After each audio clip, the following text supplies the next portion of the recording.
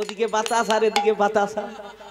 তার মানে আপনাকে কেউ বলবে না এ একটা টটকা ভালো, যে আপনি হরি কথা বিশ্রাম করুন, এটা বলা যাবে না, অপরাধ। বাতাসা এসে গেছে মানে বাতাস বয়ে গেছে নাকি।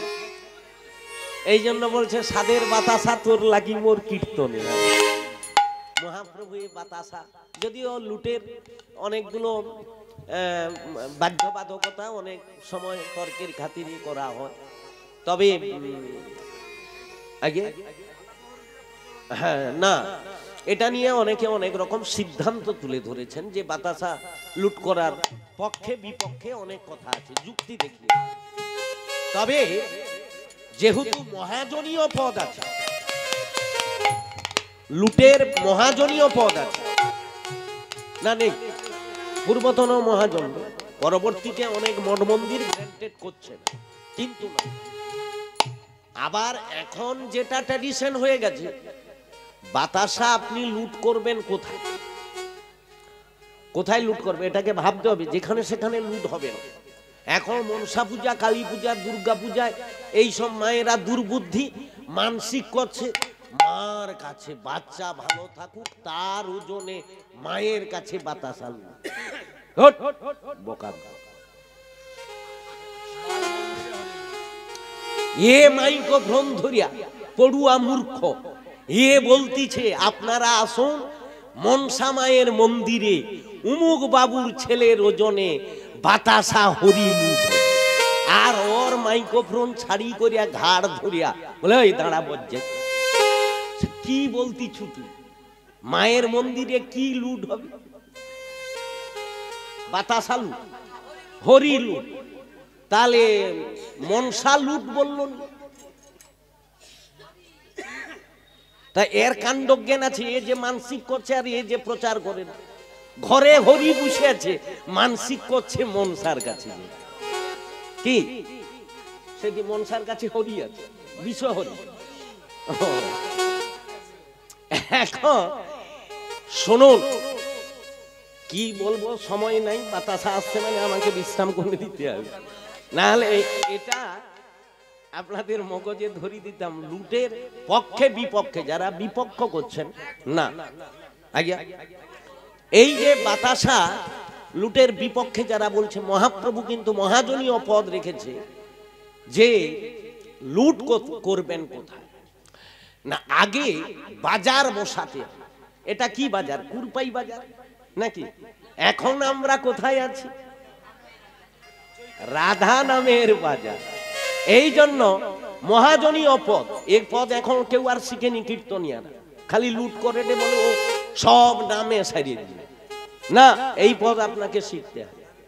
আগে আপনাকে হাট পদ বসাতে হবে, হাটের পদ গাইতে। ও গো রাধা নামের হাট বসেছে তাই তো এলাম শুনে, ও গো রাধা নামে হাট বসেছে তাই তো এলাম শুনে, তাই তো এলাম শুনে নামটি মধুর বৃন্দাবন, তাই তো এলাম শুনে নামটি মধুর বৃন্দাবনে। ও গো রাধা নামে হাট বসেছে তাই তো এলাম শুনে, ও গো রাধা নামে হাট বসেছে তাই তো এলাম শুনে। তাহলে হাট, এটা আগে আগে হাট কথাটা বলা হতো, এখন শুদ্ধ কথা বাজার হয়ে গেছে নাকি। হাট, বিশেষ করে হাট কখন বসতো? নির্দিষ্ট দিন। এখন এখানে যে আজ হাট বসেছে, এরা একটা হাট বসিয়েছে এই কুরপাই ভাগবত ভক্তিটা। এখন এই যে বাজারটা বসেছে, এই বাজারে কারা এসছেন? এই বৃন্দাবনে না, এই বাজারে সবাই চলে যাবে, কিন্তু যারা শুদ্ধ ভক্ত সাধু গুরু বৈষ্ণব তারা যতক্ষণ না বাজার ভাঙে তারা কিন্তু যাবে। পিছন দিক ফাঁকা হয়েছে, কিন্তু যারা বসে আছে তারা কিন্তু বসে আছে। তারা বলছে বাজারে এসেছি মানে কিছু লুটে নিয়ে যেতে হবে। বাজার থেকে কিছু লুটে নিয়ে যাবে। এখন যারা বাজারে এসছে তারা তো কিছু দিয়ে কিনে নিয়ে চলে গেছে, শেষে বাজারে অপরতি মাল থাকে, রিডাকশন দেওয়া হয়। আগে বেগুন ছিল 40 টাকা, তারপরে শেষের বেলা যা আছে লিয়ালে 10 টাকা দিবি নাকি, একবারে সব গুড়ি লিয়া পালিয়ে যাবে। এখন এই যে হাট, এইখানে আপনাকে লুটে নিয়ে যেতে হবে। কিটা লুটবে, এটাই বড় কথা। এ বাজারে বেগুন আর কফি মূলা এগুলার কথা বলা হচ্ছে, কি লুটবে। তাহলে রাধা নামের হাট বসেছে, তাই তো এলাম শুনে, তাই তো এলাম শুনে নামটি মধুর বৃন্দাবনে। বহু দূর দূরান্ত থেকে ভক্তরা এসছেন। তারা কি পেটের তাগিদা কি যে এইখানে এক বেলা খেয়ে নিলে সারা জীবনের ক্ষুধা নিবৃত্তি হয়ে যাবে? অনেকে রাত্রে প্রসাদও পায়, তবুও তারা এসছেন কিসের জন্য? লুটে নিয়ে যেতে। কি লুটবে? এইবার লুটতে গেলে তোমাকে দিতে বি হবে আর লিতে বি হবে। দিবনি লিয়া পালি যাব বললে সেও কিন্তু হবে না, ঋণী হয়ে থেকে যাবে। যেমন দিবেন তেমন নিয়ে যেতে। রাধা নামের কি মাধুরী, কিংবা পুরুষ কিংবা নারী, চলছে তারা সারি সারি হরি সংকীর্তন। রাধা নামের সুধা উঠে, নামের গুণে পাষাণ ভাসে, যেই পেল সে নীল লুটে চণ্ডাল আদি। দুই অক্ষরে নামটি রাধা, অক্ষরে অক্ষরে, আমি পদরা পুরোটা গাইতে গেলে সময় চলে যাবে। অক্ষরে অক্ষরে সুধা, পান করিলে যাবে ক্ষুধা, হরি নামামৃত পানে। এই যে হরি নাম, সমস্ত জড়জাগতিক ক্ষুধা। এইটি লুটের আগে এই পদরি গাইতে, তারপরে হরি বল বলে আমার গৌরন আছে এইবার ইত্যাদি। ভক্তেরও কাতর শুনি প্রভু কহেন বাণী, চৈতন্য বাজার হইতে মিষ্ট দ্রব্য আনি। কোথা থেকে বাতাসা আসবে? চৈতন্যের বাজার। চৈতন্য বাজার হইতে মিষ্টান্ন আনিল, মিষ্টান্ন সহিত প্রেম মস্তকে লইল। প্রসাদ লুট করা যাবে না, প্রসাদকে মাটিতে ফেলানো যাবে, ছুঁড়া যাবে না। না বুঝা গেল? প্রসাদ মানে যেটা নিবেদন হবে সেটা কিন্তু লুট করা যাবে। অনেকে জানেনি তুলসী পাতা দিয়ে দেয় না, লুট, ওটা প্রসাদই হয়ে গেল, ওটা কিন্তু ছড়ানো যাবে না, প্রসাদ পায়ে পড়বে। এই বাতাসা লুটের মূল যুক্তিটা কি? শুধু ওই যে গান একটা বাজে, সাধের বাতাসা তোর লাগি মোর, কীর্তনে আসে, আর সে একটা ভাবধারাই তো লেখছে, বাতাসা সাধের বাতাসা তোর লাগি মোর কীর্তনে আসা। আশাটা কিসের জন্য? ওই যে কীর্তনটা হচ্ছে, শেষে বাতাসা লুট হবে।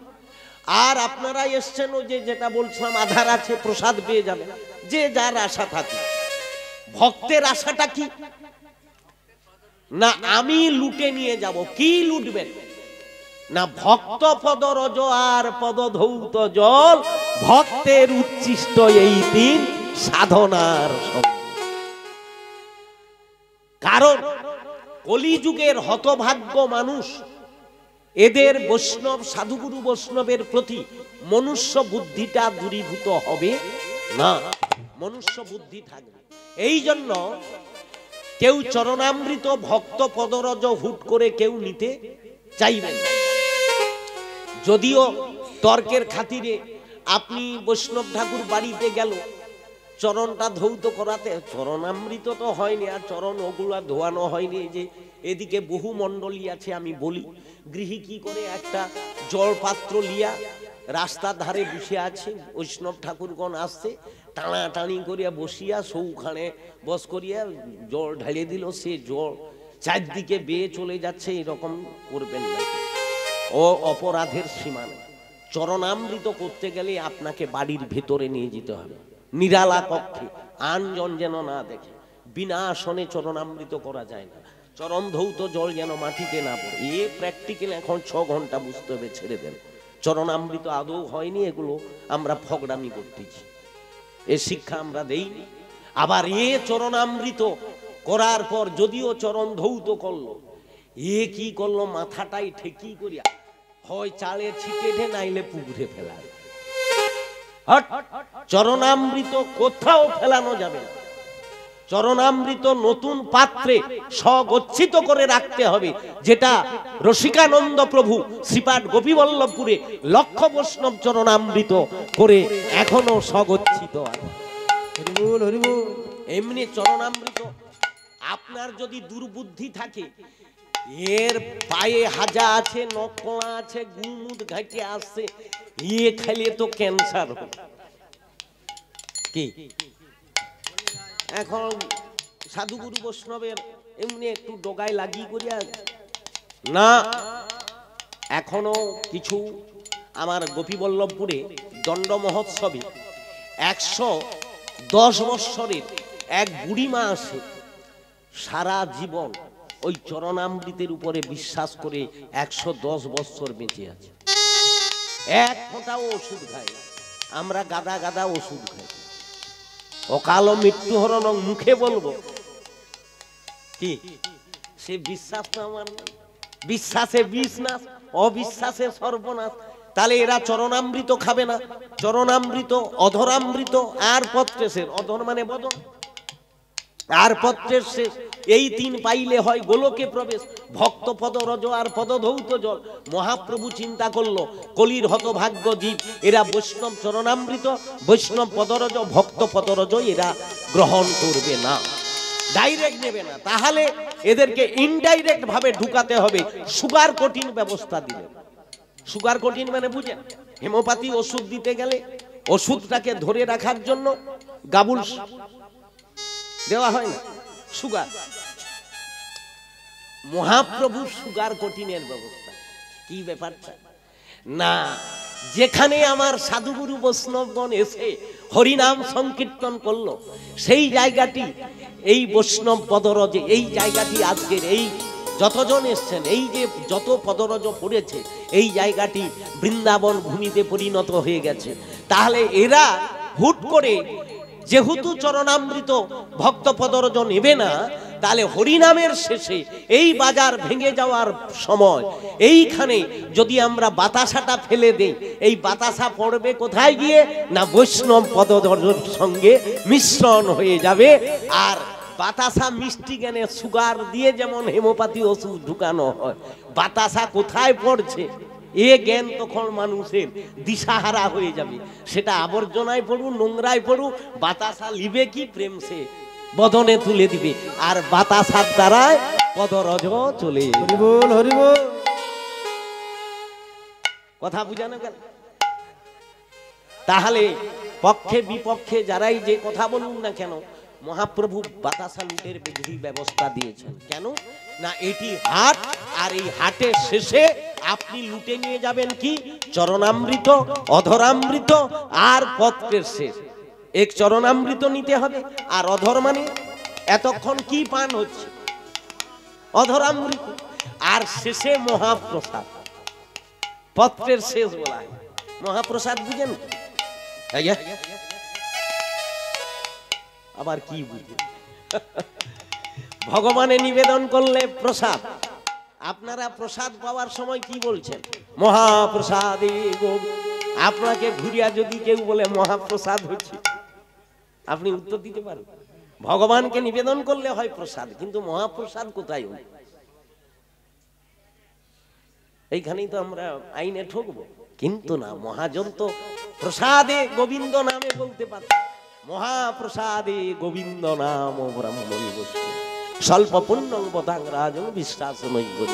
তাহলে মহাপ্রসাদ কখন হলো না, যখন সাধুগুরু বৈষ্ণব ভক্তগণ প্রসাদ গ্রহণ করলো, তাহা মহাপ্রসাদে পরিণত হলো। হরিবোল হরিবোল। তাদের কাছে গিয়ে ওই মহাপ্রসাদ নিলে পত্রের শেষ এই 3 পাইলে হয় গোলকে প্রবেশ। তাহলে গোলক বৃন্দাবনে যেতে গেলে এই 3টি জিনিসের গুরুত্ব, এই জন্য বাতাসা লুটের প্রয়োজন আছে। তবে অনুরোধ করব, যেখানে সেখানে মানসিক করবে না, যেখানে সেখানে বাতাসা লুট দিবেন না।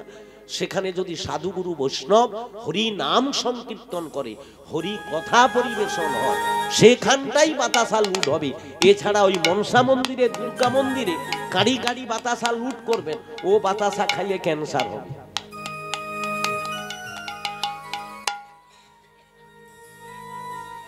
কথা বুঝতে পারছি? অতএব এর গুরুত্ব আপনারা বোঝেন না, এই জন্য উল্টা পাল্টা করছেন। যাই হোক, আর এগোবো না।